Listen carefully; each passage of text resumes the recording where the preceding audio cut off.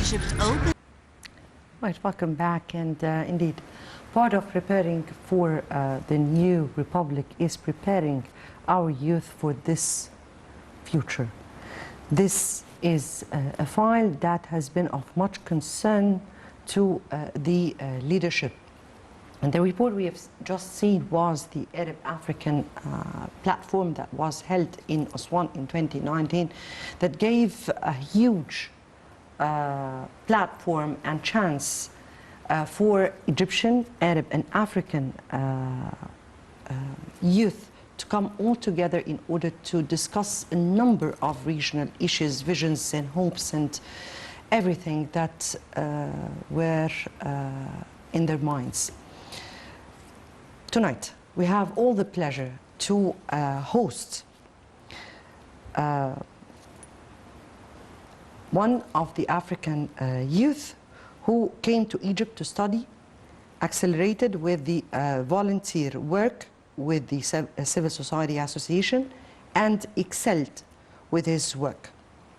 Mr.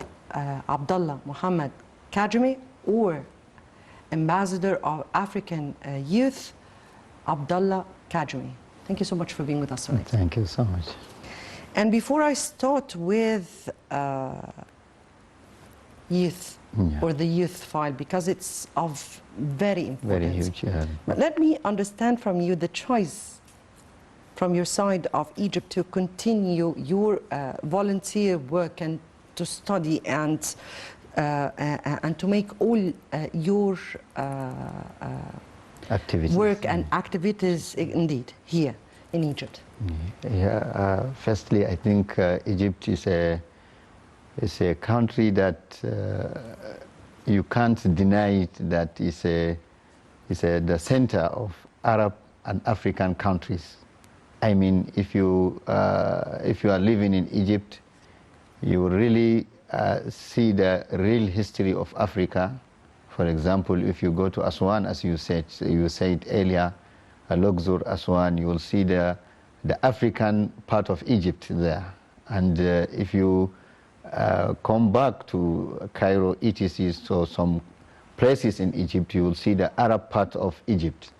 What makes me to be grateful here in Egypt is when I came to Egypt for my university studies, and after I finish, when I am in the university, I'm thinking that I don't know, this country, is it my first country or second country? Because I was built, or I was born in Nigeria, and Egypt is the second place that I can't forget in my life.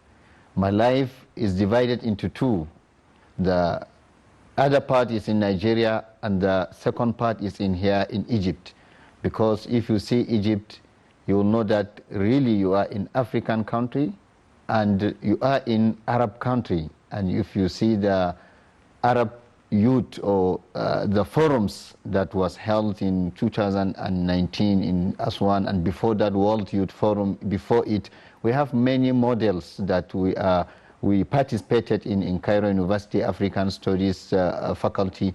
I think you will see that Egypt is a great country that has a great president, President Abdullahe al-Sisi.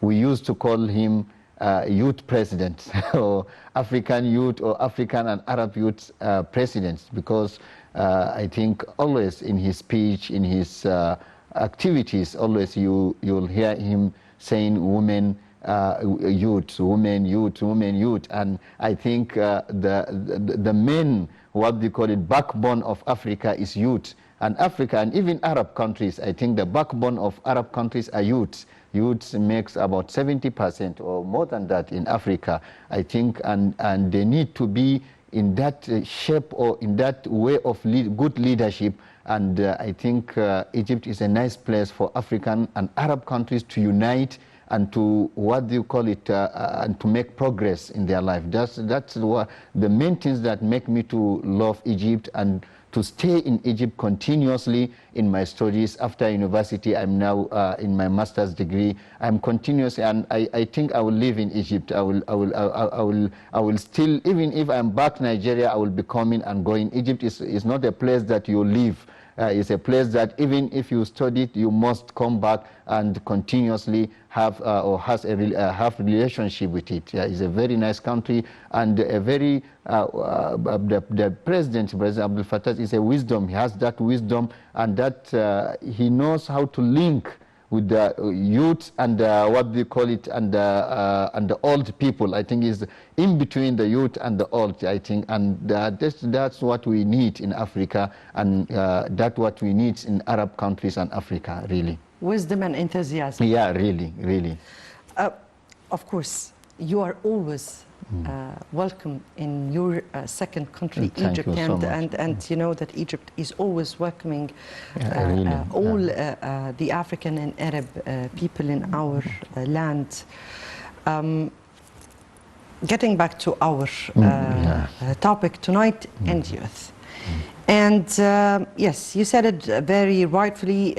Youth are the backbone of Africa and the Arab world. And if we can say that we are rich in one thing, that in the youth population that we have in Africa. Your participation here in a number of activities and even simulations with Arab and African youth. How was that significant for you? How is that a real platform for interaction among the Arab and African countries, rather youth? And what did it illustrate for you? Really, when I started participating in 2014 in youth program in Ministry of Youth here in Egypt, and Cairo University, etc., many ministries, Ministry of Water Resources, etc., here in Egypt. I think when I met with Arab youth, when we are in a dialogue or having a seminar, etc., I'm thinking that the Arab countries, all their problems that are stating is the same problem with African what do you call it, world. I think if you see, for example, Arab countries, they are talking about health problem, you will see it's the same problem with African countries. If you are talking about leadership in Arab countries, you will see it's the same problem. Then I'm thinking that why not Egypt gathered all these Arab, what do you call it, problems and African problems to unite and make one move. I think Egypt is a place that gathered the two, the Arab and the Africa. For example, my country, Nigeria, if you go there, you will see many Africans, but Arab are little. If you go to, for example, many countries in South Africa, etc., you will see that we have many Arabs, Africans, but no Arabs. But if you came here to Egypt, you will see that we have many Arabs, at the same time many Africans.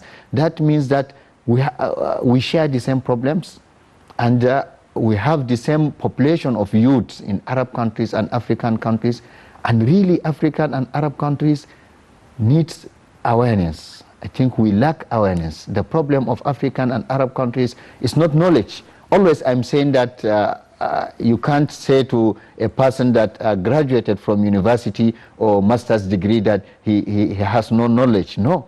We have knowledge. In Africa, we have universities. In Arab countries, we have many engineers, we have doctors, we have etc. But the problem is awareness. The awareness is little. And I think this is the one issue that President Abdel Fattah Sisi tried to grab it up and build. I think here in Egypt, we have a presidential leadership program here in Egypt. And President Abdel Fattah Sisi tried to bring African, Arab and World Youth Forum here to Egypt for them to learn and for them to understand and have that awareness of leadership. And I think this is the main problem. If you see, for example, I'm giving an example with my country, Nigeria, you will see that our government's people are about 60, 70 years, are old people all. But the young, 30 years down or 40 years down, even 50 years down, you will see just little in the government, little in the offices, little, because African countries, the governments are saying that young youths lack awareness. They are good graduates, they have the knowledge, etc., but they don't have that wisdom. They don't have experience. They don't have etc. But I think with just saying, we'll never get a solution. That's why President Abdul Fattah Sisi bring people together and try to boost that leadership in the young people. If you see Egyptian now, the Egyptian youth, I think President Abdul Fattah Sisi take them from the ground to make them feel that they can lead a country, they can do something good. And I think this is many things that we need in our country. And I'm calling our presidents in African countries, in Arab countries, to stay and to understand what we call it, President Abdul Fattah Sisi is doing, for us to do the same in our countries, for us to have that youth, because always are saying youth, you are in the secondary school, university, they are telling us that you are the leaders of tomorrow. You are the leaders of tomorrow. But that leadership of tomorrow, we can't have that wisdom if the president or the government didn't bring us together or bring us closer to them, for them to boost this wisdom of leadership in us. And I think African and Arab countries, they lack awareness. Awareness is a very big issue that I think I'm understanding in all our programs with youths. If you get a youth now, a graduate youth, you bring them here, I think you will feel that they are lacking awareness. And President Abdul Fattah Sisi is trying his best to boost this awareness in the Egyptian youth especially. And we that we are studying here, I think we are getting our own share of this awareness from the Egyptian president and from the universities here in Egypt and many places here in Egypt. Yeah. I guess that awareness is a battle that we are going through, and that the leadership has taken raising awareness as a real battle to prepare people transparently for all the upcoming future challenges, put the scene, the real life before their eyes, so they can understand what's going on. That is one issue the president have been doing, particularly in youth forums, as you said, respectively here, speaking directly to the youth, responding directly to their questions, whatever the questions were. How do you find? How did you find that? And let me know here about your experience of interacting with Arab and African youth in such platforms. What did it give you? How did you find them? What kind of dialogue were raised there? What were the aspirations of people coming together?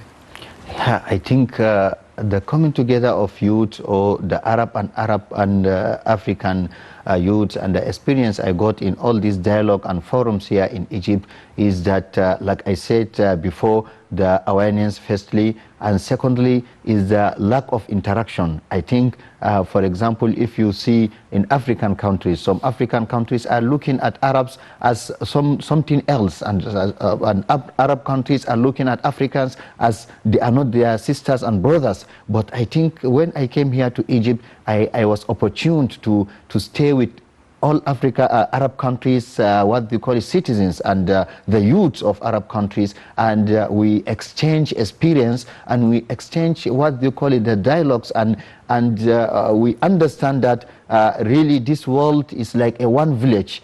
I think now, if I'm thinking, for example, people are asking me that, yeah, you are in Africa and you are giving awareness or building capacity of African youth. Always I'm saying that, no, I'm not only African. I'm a person that, what we call it, looking forward to give the humanity. I think, for example, before when I was in Nigeria, I'm just thinking about Africa, Nigeria, Africa, Africa, Nigeria. But when I came to Egypt, I saw that no, the world is wild. It's much bigger. It's much bigger. And I think we have Arab countries, we have even Europe, even in World Youth Forum, we met with many youths.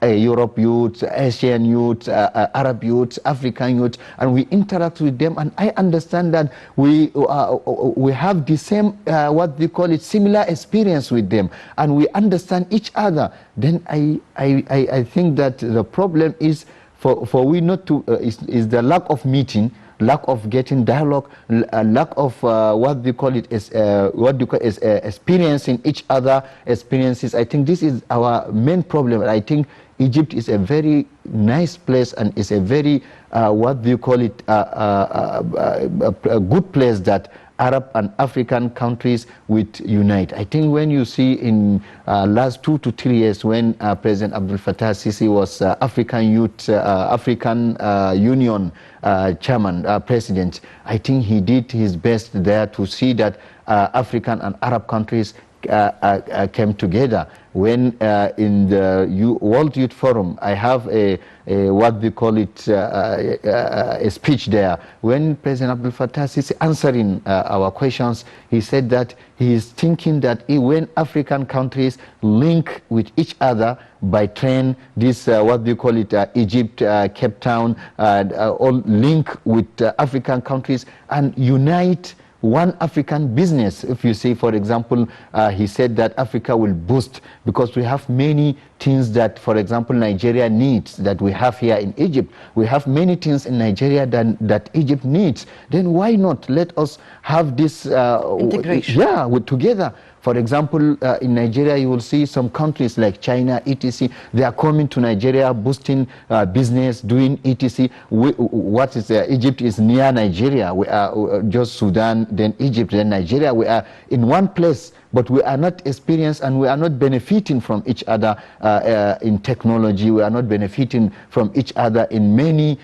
what we call it experiences. And I think I'm calling the governments of all African countries to try to make the youth, the African youth, or the Arab countries even. I think we have Arab, not Africa, we have Egypt, we have Morocco, we have this Tunis, Algeria. All these are countries that are in Africa and are speaking or are talking with Arab. I think they are near the Arab countries, all these Gulf countries, etc. I think if we come together, the youth of these countries and the governments of these countries, firstly, the governments of these countries needs to stay together and understand the citizens' problem and understand the youth's problem and try to exchange experience between them and give us the opportunity as youth. I think always youth are saying that they have that, what do you call it, power that they can do many things, but the problem, the governments are not giving them opportunity. But I think Egyptian youths are lucky with a nice president like President Abdul Fattah Sisi that give them what we call it a good, what we call it training as leadership to give or to be a good people in the future. Yeah. Actually, our leadership is very much, or he believes very much. Yeah. In the importance of youth, really. Second, of our grassroots, which is Africa, because Africa is the grassroots of Egypt. Really. Indeed, and we believe that we share a common future. And a common destiny. If Africa has it all, why should we not integrate in order to be able to complement each other? Yes. Indeed.